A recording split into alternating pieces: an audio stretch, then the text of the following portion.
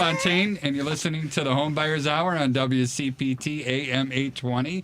And everybody is in a funny mood today. No, but everybody's going to be chit-chatting. So change the dial. Don't listen to us this morning, all right? I'm going to do a little negative broadcasting right here. Literally the worst introduction that we've ever had. Absolutely it is. Poor. But since I'm so bad, let me tell you who my not-so-favorite real estate attorney is today, because he's been teasing me. His name is Patrick Loftus. Patrick, please give us an introduction. You know, we only tease the people we love. Really, Amen. Which is, I must have been very loved in high school. That's the only explanation I can have for being just absolutely the butt of everyone's joke. By the way, AM 820, where facts matter. Thank you very much. Where the facts matter. I am Patrick Loftus, Loftus Law. I'm a real estate lawyer. I'm the guy you hire if you're selling your home, you're buying your home. Find me on social media at Loftus_law on Instagram, at Loftus Law on TikTok. I need 550 more followers before I can go live on TikTok and you guys can see me doing this. Nice. We'll work on that then. We're going to do a little broadcasting. Joey, give us your rundown, will you? I'm going to cut Patrick off all day today. Oh, just bring it. Sure you're not going to cut Joey off all day? I think I just did. I'm sorry, who were you talking to? Joey Matthews, my favorite mortgage broker. Yeah. Mortgage dude, extraordinary. Joey Matthews, NMLS 1330694. You can call or text me at 630-235-2405. Find me at theVALoanNerd.com across all the social medias as at the VA Loan Nerd, because I love VA loans. I love it. And DeMarcus, you don't know this running gag, and just about every real estate agent who's listening right now, they're going to all be jealous because you are my favorite real estate broker in the entire Chicagoland area. All right? So like I love it like a love song. I love it. Give us your contact information, please, and tell everybody why you're so special. Projectiles in the room. I just got hit with the malarkey flag right in the top of my noggin. So please give us your contact. My left hand, Okay. too. Hi, I'm DeMarcus Hunter. I'm Director of Growth and Innovation for Team Space Match, Chicago's fastest growing large team, in Chicagoland. So I can be found on Facebook and on Instagram at List with DeMarcus. Or online at spacematchinc.com. So Space Match Inc., where we have it. Okay, taking a step back. Yeah. The Space Match has nothing to do with NASA, has nothing to do with outer space. So all the jokes about it need to stop. Okay. But no, it's all about helping today's buyer find the right space for them. So I love it. I like that a lot. On the moon. My name is Charlie Specifically on the Bellefontaine. moon. My name is Charlie Bellefontaine. to the moon and back. Okay, sorry. No, it's all revenge. I get it. My name is Charlie Bellefontaine. I own Chicagoland Home Inspectors. Our phone number is 312-544-9180. Our website is thehomeinspectors.com. And helping us today in the producer's booth is Devin Tingle. And I just want to say that he posted up here on our Facebook page that comes across. He's letting me know that the rules of WCPT say that I can actually punch Patrick in the face. Thank you, Devin. That's why you're my favorite producer at this entire station. Right in the kisser. DeMarcus, I want to hear from you. Talk to me. I want to know. We're going to talk today about Coffee talk. how busy everything's getting and multiple bids and stuff like that. So give me the rundown. Tell me why this is important, please. So normally you see a lot of multi-offer situations in the middle of the summer. So think July when, Sally Sue and Joe Bob decide that, yes, these are real people. Yeah. When they decide that, okay, in August, I need to have the kids in X school district so that I need to have enough time to move them in the house and get them adjusted and things of that sort. We're actually seeing those multi-offer situations very, very early this year. So normally it happens around the middle of the summer. I'm starting to see multi-offer situations as early as, the end of January. And it's on all types of different transfers of property. Now, is this you on the sell side or on the buy side? It's been both. So on the sell side and on the buy side. So for those choice properties, people need to move. Now, obviously, interest rates have shifted a little bit, which has helped things out. I know that my December was a lot busier this year than in any December before that because of the change in interest rates. But also at the same time, it's a lot of people that were sitting on the sidelines are now waking up, and when they're waking up, they're really going for it. So There's a lot of pent up demand out there. yeah, There is. And you know what? I'm going to ask Joey. Normally, I like to get what's going on in the market from him before we get too started, or too much into all this stuff. But Joey, what is going on with the market and expectations? Yeah, so since we topped out on rates in October, we've seen a steady decline up until about 2 weeks ago when we saw our jobs report blow expectation out of the water. It's non-seasonally adjusted, so I'm not really a big fan of the numbers that came back on that. I think we'll see some monster revisions later. Anyway, but also CPI, Consumer Price Index, was higher than anticipated, but still at a 2.5-year low, right? So I think I take that with a grain of salt. And then the Producer Price Index was also a little bit hotter than anticipated. So all the traders who were thinking there was going to be a change in the Fed funds rate in March, they started selling off their bonds, their MBS, their mortgage-backed securities, all those wonderful things. As that happened, rates started ticking up a little bit. So they've been up over the last 2 weeks. However, we've seen slight recovery over the last 2 days, the last 2 trading sessions, including this morning. So, hey, at the end of the day, we're still high. I'm not going to throw rates out there because people are going to be like, Come hey, on, Nostradamus, you could do it. Regulation Z at you. Yeah, let's get Joey sued. Yay. But, yeah. Joe, So I got a rates are question rates. for you on that Let's go. CPI number. If you know, I know that the CPI number, it's made up of a bunch of different places where people are spending money, whether it's rent or food or gas or whatever it is. Was there a specific sector where, it's kind of dragging that number up, or is it just kind of across the board, if you know? Well, I know that housing has not been fantastic for us, but I mean, I have the entire CPI report in front of me. I would just have to take some time to see where the biggest adjustments were. Can you read the whole report to us over the net? Oh, right. So the consumer price index for all urban consumers increased 0.3%. All right. No, I'll pull it up though. Thank you. I'll go yeah. back to It's it. like, what am I on hold at Schwab or something? Or No.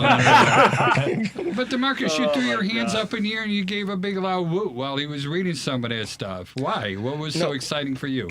I mean, what we've typically seen is the lower that interest rates go down, the more people are willing to participate in the market. So when people participate, you win. In the sense that, there's more inventory, there's more options for people. So, I'm a man with many sets of skills, but, as much as I try to make inventory appear on my own, sometimes I need a little hand, And right now, as far as I remember, inventory is still low. Very. It is still relatively low, but there's more people that are jumping in this year that kind of sat on the sidelines last year. So, All right, does that mean prices are going to be driven up again? Probably. That's the way I'm seeing it, supply and demand, right? Well, all I can say is that typically when there's lower inventory, there's, when the inventory is lower than the demand, then typically prices get driven up. Yeah. And I see things a little bit the opposite. That's why it kind of surprised me a little hearing you say that. I find that when the interest rates start going up, my phone is ringing off the hook. It's like fear of missing out. I want to buy that house now. And remember, I'm always buyers. I'm never sellers. Yeah. It always comes down to motivation. So everyone's motivation is different. Everybody's time is different. So, Yeah. but, I mean, but we at Space Match, we know that. Keep plugging it. That's all good. That real estate on the moon. Space Match. Yeah, I mean, I feel like, DeMarcus, Housing was up the most. Housing was up the Shelter most. costs. Yeah. Okay. And what time frame was that, Joey? It's year over year. Year over year. January to January. Yep. And I look at our numbers as well when I graph them out, and we had a busier year last year, and I'm talking financial-wise, than we did the year prior. So I would agree with that. And this year we're booming. And for me, DeMarcus, one thing that I always relate to, I always watch Joey and I listen to him and see how many pre-approvals he's doing. Because when he starts telling me that he's swamped with pre-approvals, I know that I 2 did weeks. 6 yesterday, baby. I know that means we're going to keep staying busy for That another few? 2 weeks. No. Yeah. Well, I What can did you do tell with the rest of the day? It's a bad joke. Man, I just, closings, go out and teach about VA loans, Are we man. tossing That's the what I malarkey do. flag? No, I'm not going to toss the malarkey flag. One thing, DeMarcus, you don't know about Joey is that he's never had a loan been denied because of paperwork or anything like that. I think I could Very say nice. anal retentive, on the air. If I can, I'm going to get bleeped. But nonetheless, he prides himself and he demands the same thing from everyone else on his staff, which I just find amazing and valuable. So. I need to just say something really quick. And, DeMarcus, you're doing a really good job of keeping your composure, given that somebody went at Midjourney and asked for an evil Ronald McDonald surrounded by I don't know what. But that is the thing that is in front of your face right now. And the fact that you are able to not be distracted by that, Charlie can't see it. DeMarcus definitely can, and I can see it. I'm just like, whoever did that has too much free time. That doesn't. So the picture of Ronald McDonald doesn't scare me. It's knowing what I know about chicken nuggets. So, All right, let's draw a line under that, because I'm sure McDonald's on some level is either a sponsor of this station, or they would like McDonald's to be a sponsor of this station, and thus I am nothing but thumbs up for McDonald's. Yay, McDonald's. Ranch sauce. Yo, I'm in. I almost dropped the F-bomb. I love it. you mean fries? Yeah, of course he That's did. the only. That's it. You have to be a cunning linguist on air. So I want to go and let's get back to business. I want to be. Surrender cut potato. Let's get back to business. So you deal with sellers, you deal with buyers. Yes. I want a big word for me is expectations. Okay. All right. How do Okay. you set the expectations? Let's start with the sellers. How do you set the expectations with your sellers on what to expect during the entire real estate process and how they should handle it? So, I mean, as a realtor, we all know that the realtor is an accountant, is a therapist, is a project manager, is a fixer, but really giving them a real state of the market, like as it currently stands. So, trying to give them, a home buyer's report from 2023, that's not going to cut it, because we all know that like the way that things have been moving in, especially Chicagoland's real estate market. I mean, if you have information that's, more than 2 days 2 days or 2 weeks out of date, that, you've already given false information. It's kind of like letting them know, like basically doing a proper CMA for them ahead of time to say, okay, this is where I think your house is going to sell at. This is where we list at. This is where I think you'll go under contract.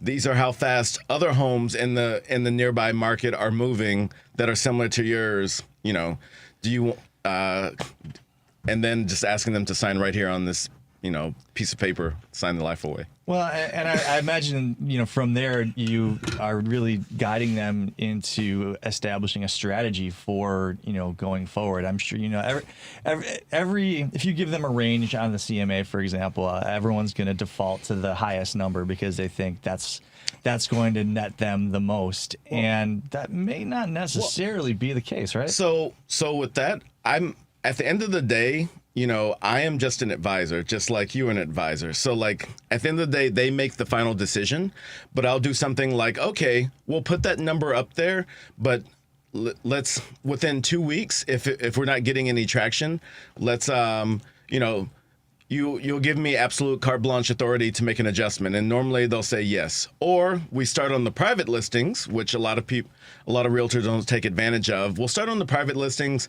and hey, if I don't get at least 2 phone calls while it's on the privates, then let's take a look at that number again. And why would you want to do that? Why private listing? Why not get as much exposure as possible? 0 days on market. Yeah, you get a help free me hit. understand what that means. Okay. Pretend that I'm right. brand new in this. Okay, picture this. Sicily, 1932. Oh, dear. Okay. All right. I got so what- Tuscany in my mind. And All right. I'm Okay, drinking so wine in the Sophia, vine. Yeah, so I'm Sophia drinking- Tuscany. Petrillo walks in and she says, "I want to sell my house in Sicily because the mob is after me, and I'm going to move to the U.S." So what I would say is, hey, this is a really quick sell.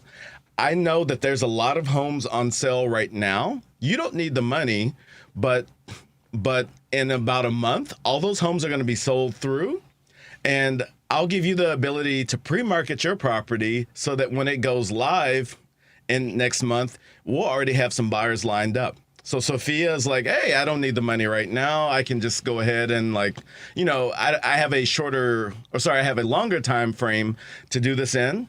So while it's sitting on the private listings, some people can see it, but it's not on, sites like the Z and the R and, the CB and the CPass. And sorry, if you notice, I'm deleting out, most of the names of these. Right. They're not paying us, so exactly. We're not going to. So give these them syndicate any. websites.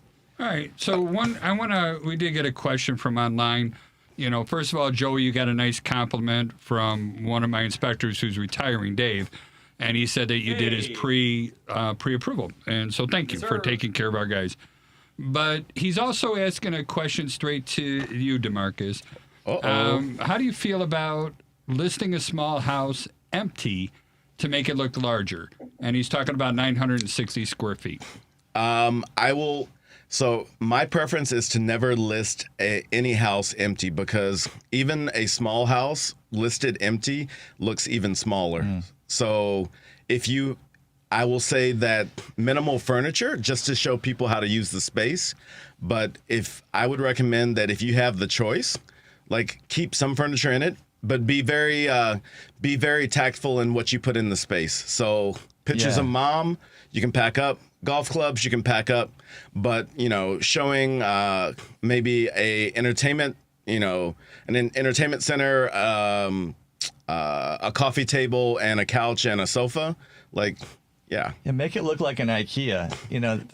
From what we hear from the various agents we've talked to, the vibe I get is that you want to present your home to a buyer and make them imagine themselves living in the home. It's hard to do that with empty space. Empty space just looks like empty space, whether it's a living room or a storage locker. No, I do have a little workaround because I'm a man of a special set of skills. All right, special skills. Yeah, you got everyone going. Here we go. It's like lean in on this one. Yeah, this is Liam Neeson. I don't like that. I don't have any more There. Malarkey flex. There it Here, I'll is. throw you some malarkey back. So what I will do is, for people that are like, hey, I cleared the space. I'm not really interested in entertaining the concept of the staging furniture, whatever.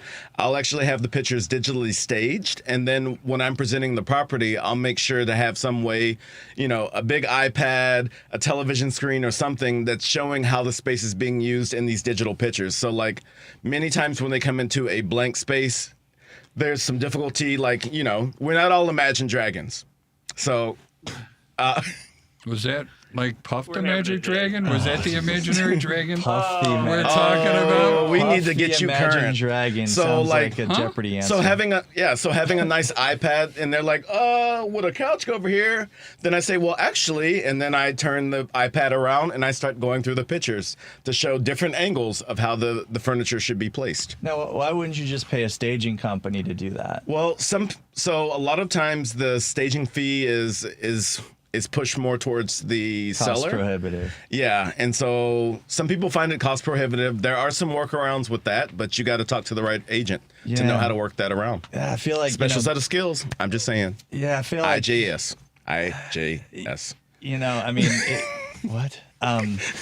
Definitely. I have no idea what that means. Space matches. I'm just definitely saying. properties on the moon at this point, as far as I'm We do nothing with the moon yet. Yes. I So mean, we- you want to we- be the first mover in the space. Yeah. Is all I'm saying. Yes. All right. So for sellers, you want to basically let them know what's going to happen. What do you do anything with them to prepare the house, other than the yeah, the we- staging and stuff you mentioned? Oh, definitely. So we always, for me, I mean, I can't talk about those other guys out in the market, but for me, I want to hear from you. just me. So I always walk the home and I kind of gauge their level of interest in making changes or making alterations. So if I get any pushback, you know, I tell them, I basically give them the multiple options. Like, we could go with this, we could go with that. And then what the consequences are for doing so, and let them decide. So you always have to gauge like their level of interest in getting involved and their level of motivation. Mm-hmm. Okay. Are you able to show them data, like, for example, you know, data that supports if we actually have it staged for this amount, you know, typically we'll get this percentage more, and here's, you know, here's the numbers that back that up from my last 2 years of doing this, or, you know, virtual staging. You know, I feel like at the end of the day, as a seller, you're going to be wanting to weigh the cost benefits, right? You know, show me what this investment is going to net me, because if I look at, okay, it's going to cost me $1,500 to stage the property, or I can virtually stage it for $200. If I'm going to get 5% more on my return, I'm gonna tend to spend that $1,500 to stage it as opposed to the virtual staging.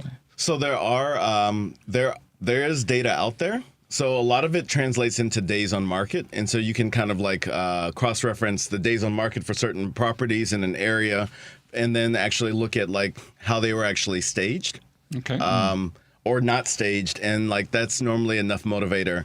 Now, if it's in a property, or sorry, if it's in an area that, you know, where properties move fairly quickly, sometimes it's a little harder to push that.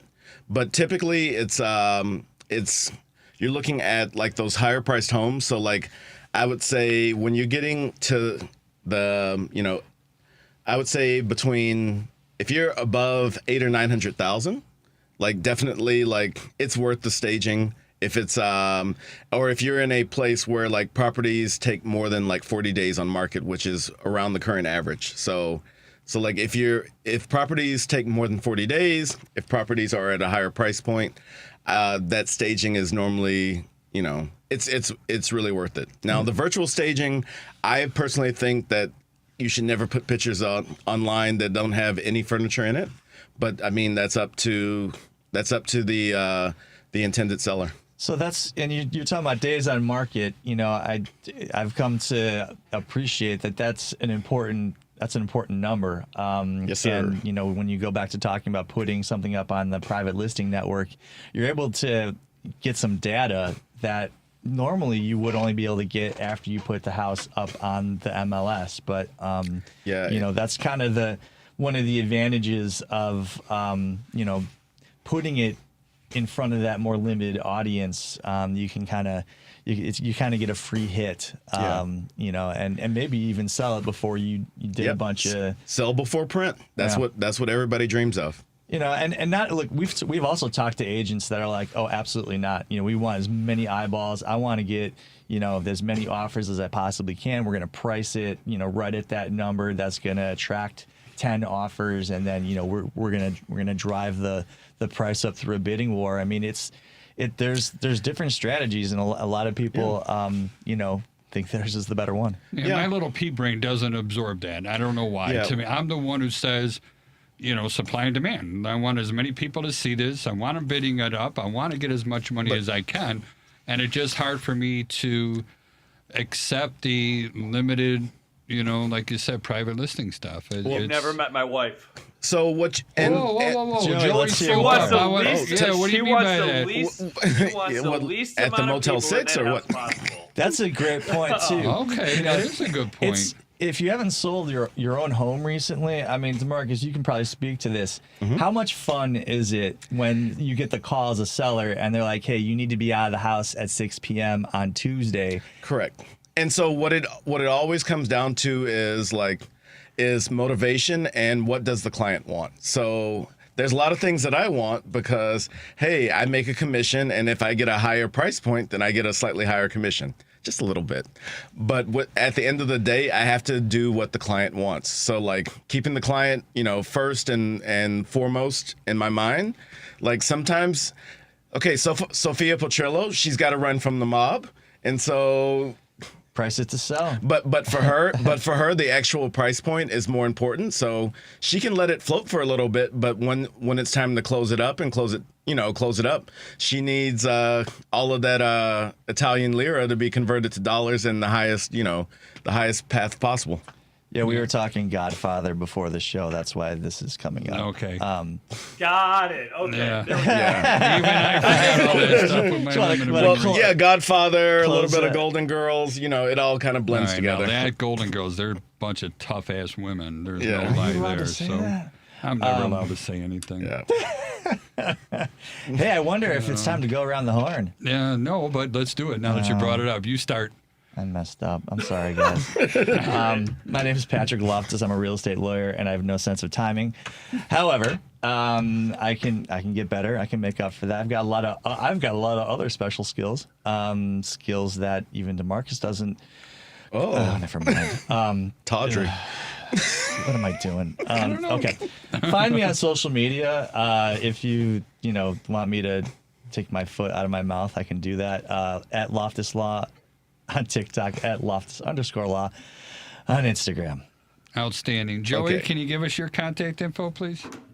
Well, you can call or text me at 630-235-2405. Find me at thevaloannerd.com or across all them social medias as at the VA Loan Nerd. You do have the best Did voice we in the get world. the sexy saxophone on our soundboard? No, it's not there. Devin. You know what?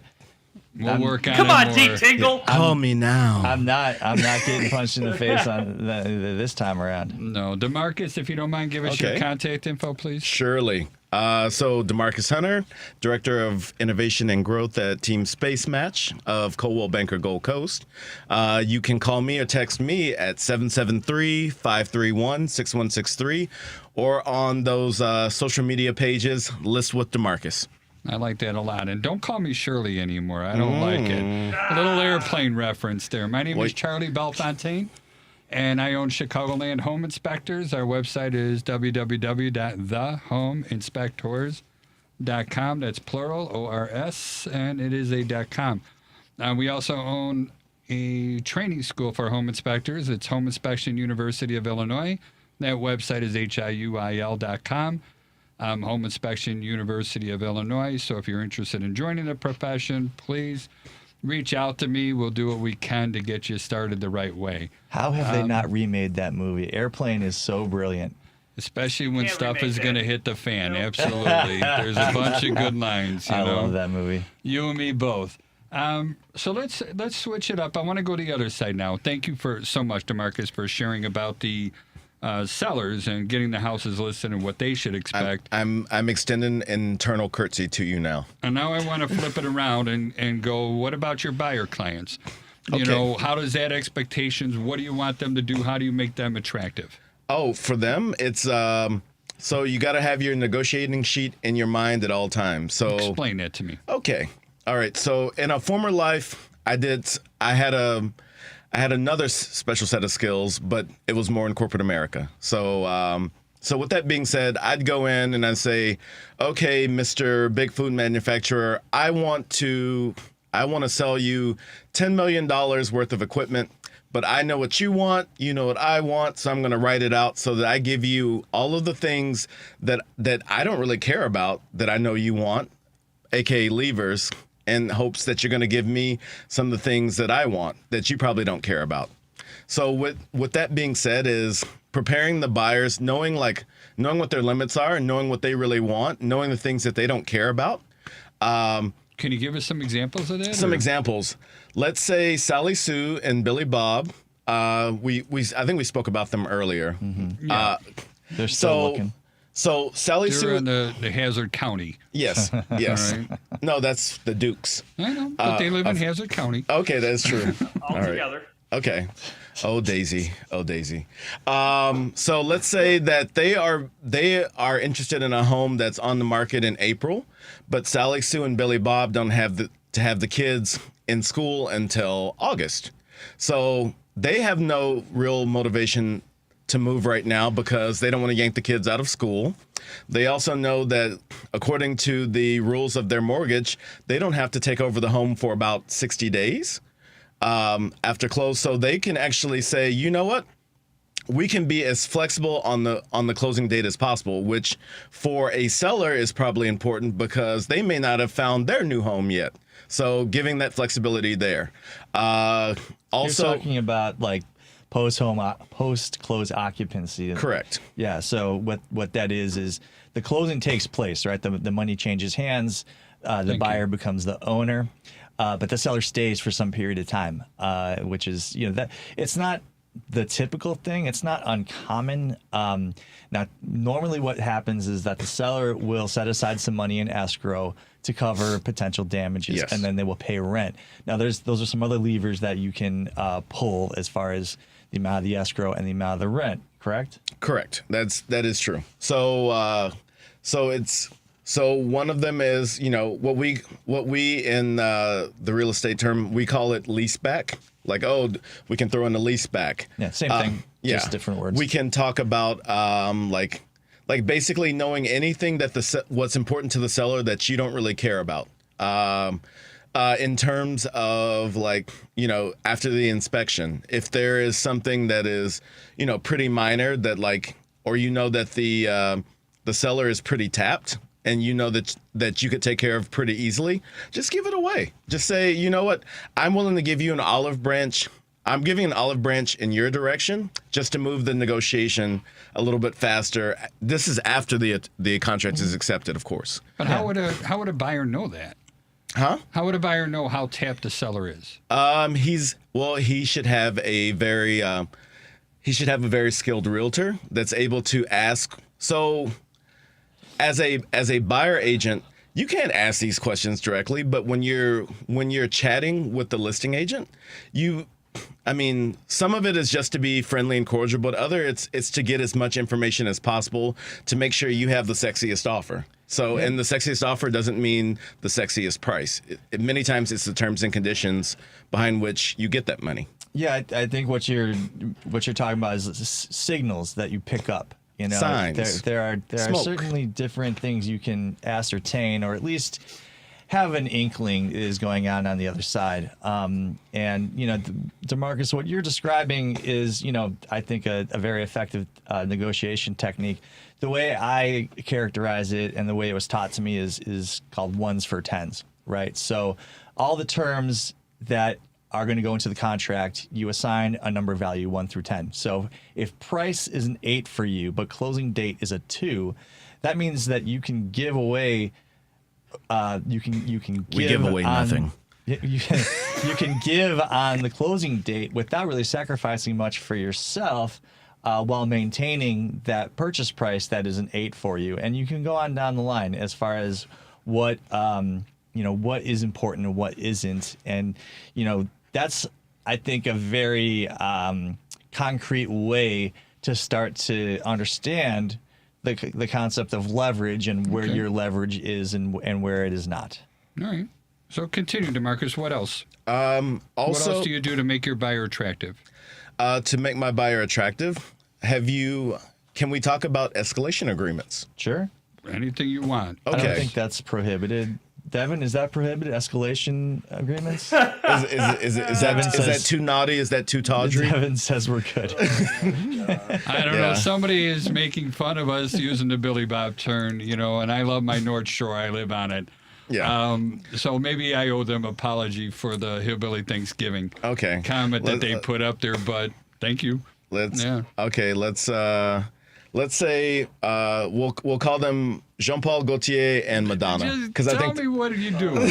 Okay, so we're talking about price escalation agreements. Yes. So many times I have clients, they're like, well, I don't want to overpay for this house. And prime example would be I'm working with a client and we were actually buying some land to actually take the house that's on it, knock it down, and put a really big house. And so this is let's call him Jean-Paul from the North Shore.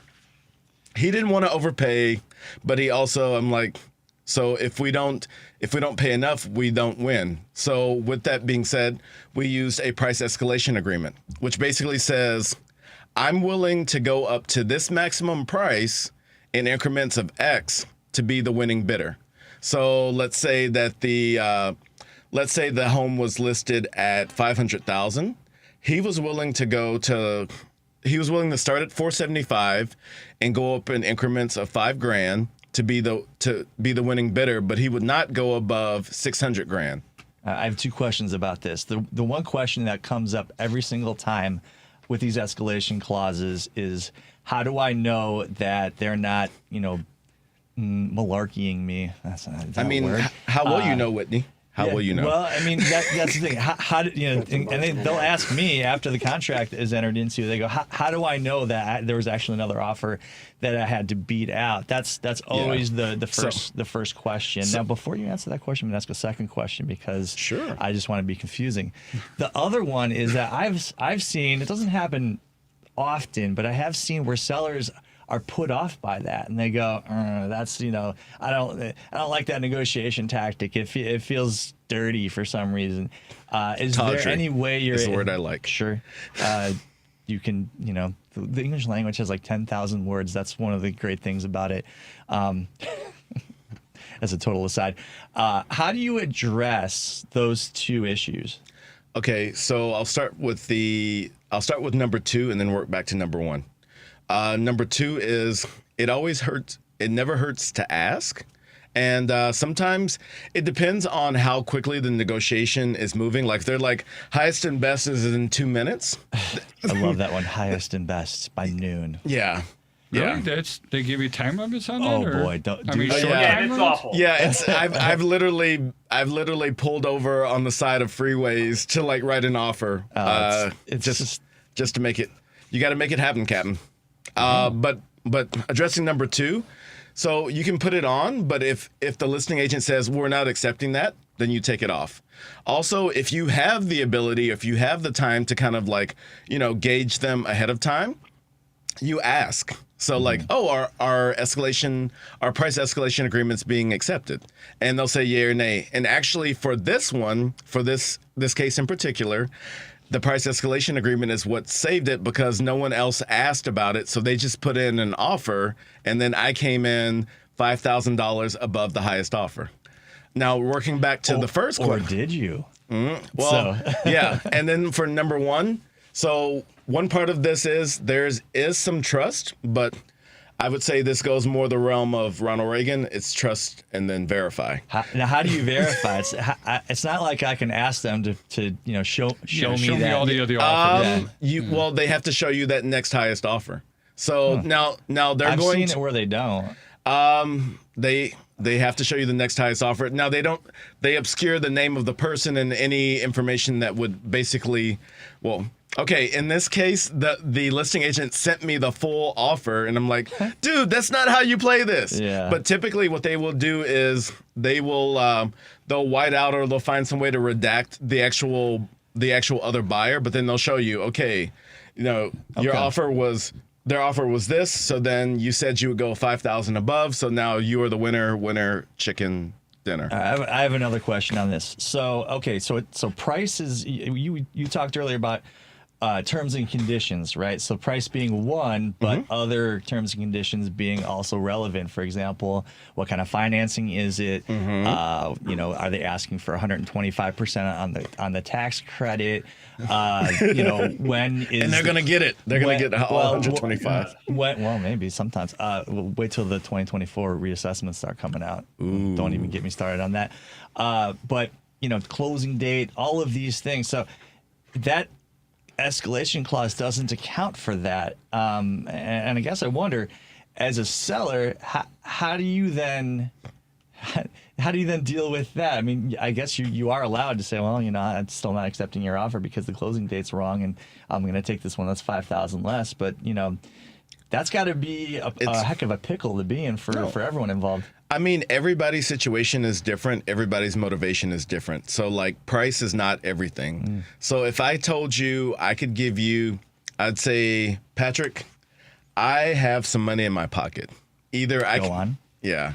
No. And you're like, you've got me. All right. I'm listening. So I could give you $10,000 out of my pocket right now. Okay. But if you sit on your chair and don't move from your chair for 5 hours, I will give you $15,000. I'm in.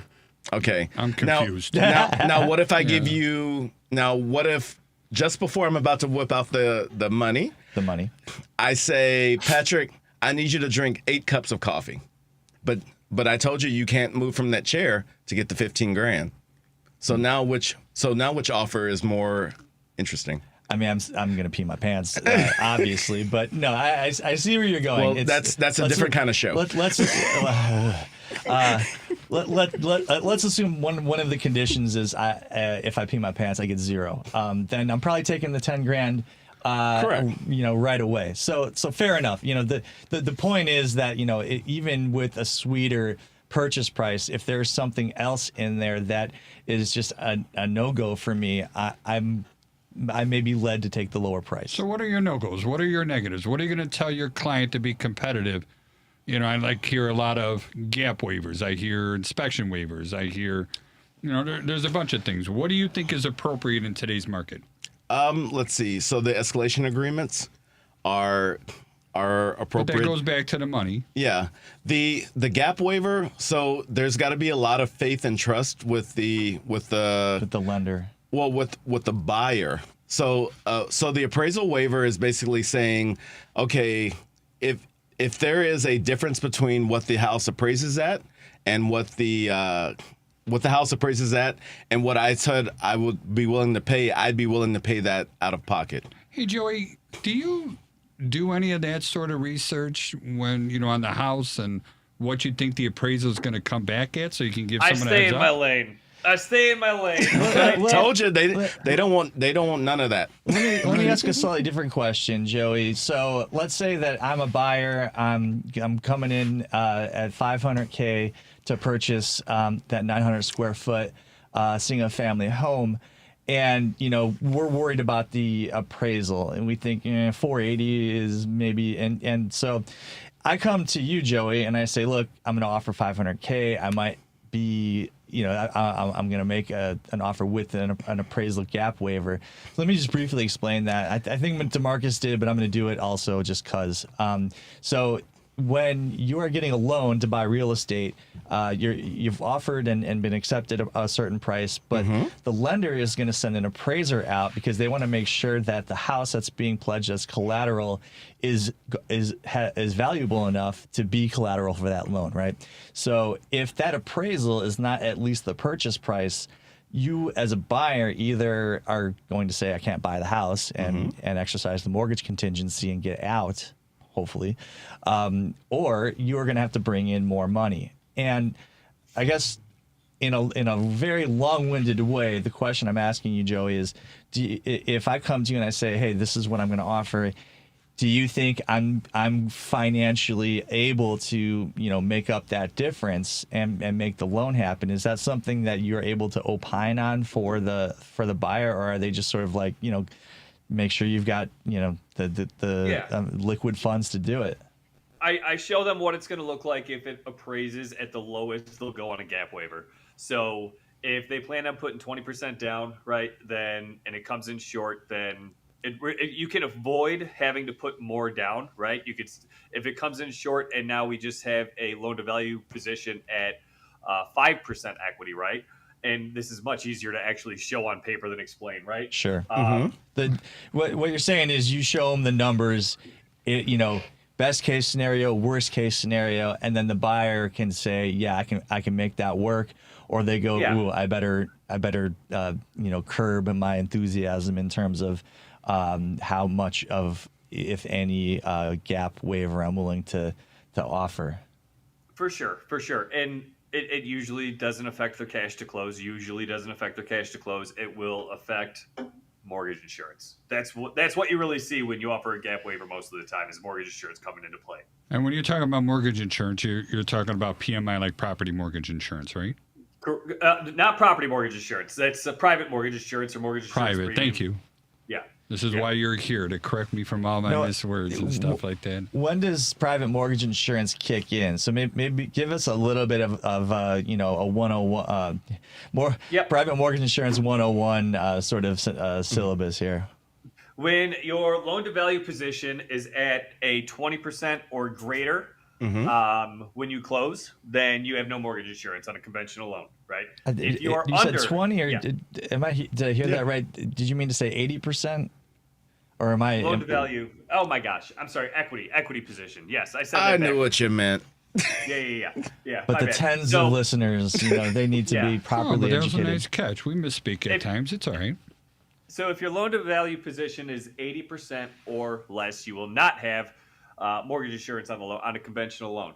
If you are over that 80% number due to an appraisal, because our value is based off of the lesser of the contract price or the appraised value, then you will have a mortgage insurance piece to deal with. So that's when it comes into play. And the amount can vary wildly. It varies wildly. It depends on, are you a first-time home buyer? Are you using a Home Possible Home Ready program? Or how's your credit look, right? Because it's private mortgage insurance offered by private companies to insure the loan. So, and your loan to value position. So if you're between 5 and 10%, if you're at 5 to 15%, or 10 to 15%, it varies wildly depending on the full situation. Yeah, I love it. And DeMarcus, I know I asked you an open question. It's not fair. I was one of the things I've heard from Joey a lot, and I'm going to ask Joey to explain this, is how the mortgage broker can make your client more attractive. All right. And I was kind of expecting that when in there, and you mentioned a bunch of other things which were great. But Joey, what do you do to help a buyer, become the one that they're going to pick, the most attractive offer? I think the easiest thing that anyone can do is pick up the phone. Right. And anyone being, someone in your position, a mortgage broker, right? Absolutely. Right. Absolutely. I'm very nuts about knowing when an offer is going in. If I have someone that I know is very actively shopping and they want to make an offer on a property, I ask for the address. I update the pre-approval to be specific to the offer and to the address.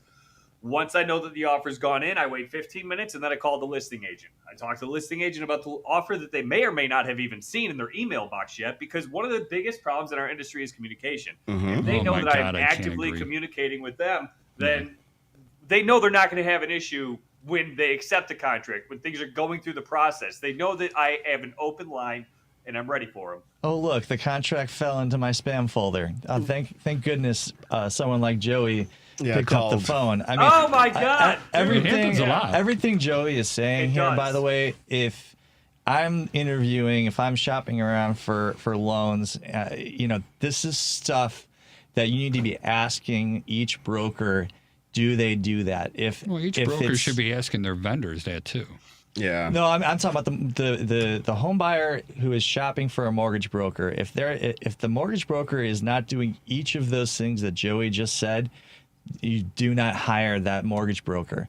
Do not hire that mortgage broker, because you're going to be so disappointed every time you make an offer and it's not getting accepted, because we are in a competitive market.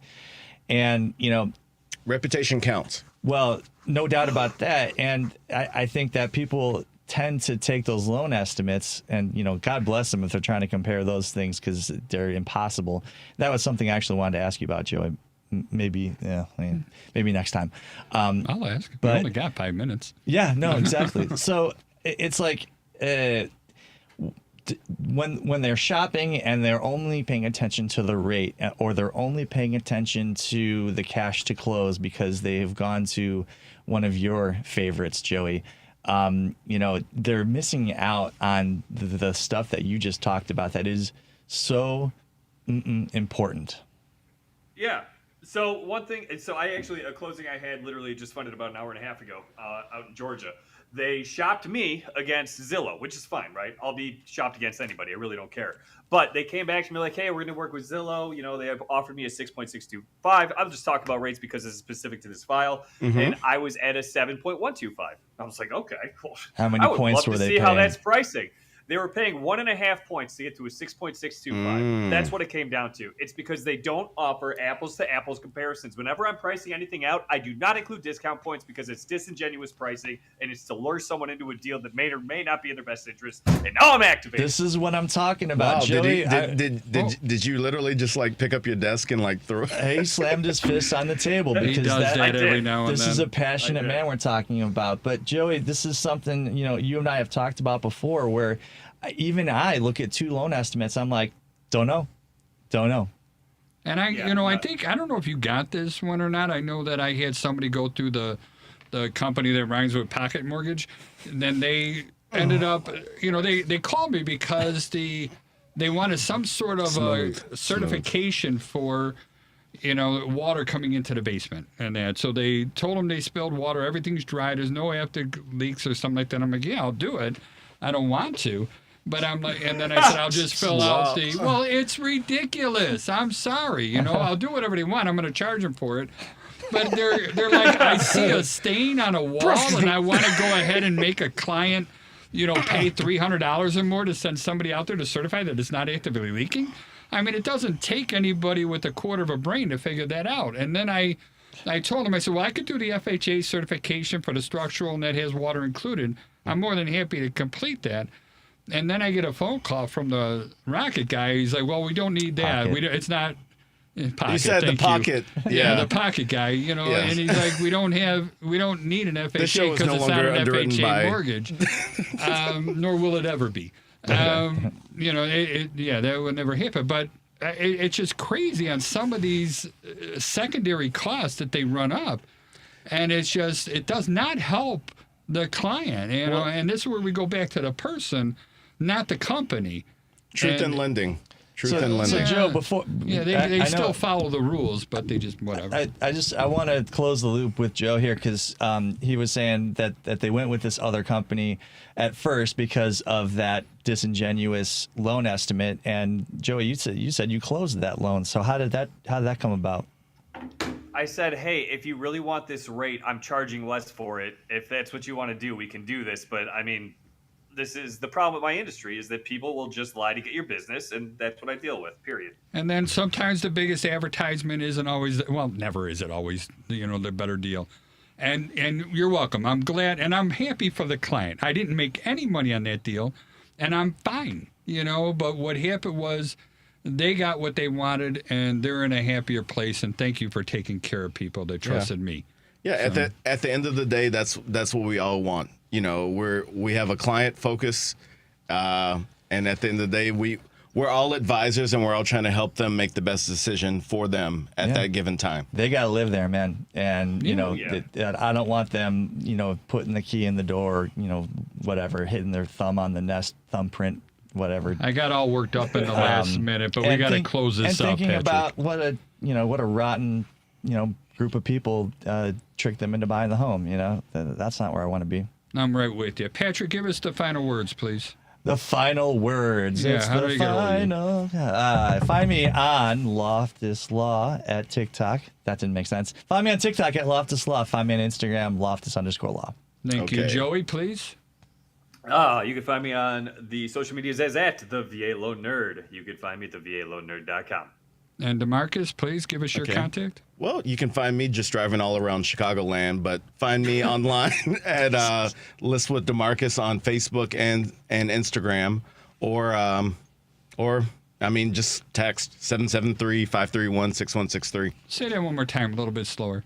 Okay, so on Instagram or on Facebook. No, the phone number, please. Okay, 773-531-6163. Thank you. Call or text your questions. For me, the doing business is just the unintended consequence of a satisfied customer. And my name is Charlie Belfontaine. I want to thank everyone for listening. Devin Tingle, thank you again for making all this stuff work. You've been listening to the Homebuyer's Hour on WCPT. And again, my name is Charlie, and I am